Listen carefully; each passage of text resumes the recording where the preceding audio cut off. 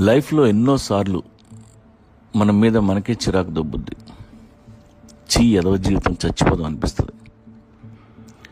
మనలో చాలామందికి ఇలాంటి ఆలోచన వచ్చే ఉంటుంది. ఇలా సూసైడ్ ఆలోచనలు ఉన్నాళ్ళంటే నాకు చాలా రెస్పెక్ట్. ఎందుకంటే ఈ ఆలోచన ఓన్లీ ఇంటెలిజెంట్ పీపుల్కే వస్తుంది. ఫూల్స్ ఎప్పుడూ అలా ఫీల్ అవ్వరు. అందరూ అంటారు పిరిగి వాళ్ళే ఆత్మహత్య చేసుకుంటారని. No, you need guts to die. చనిపోదాం అనుకునే వాళ్ళు చాలా ధైర్యవంతులు.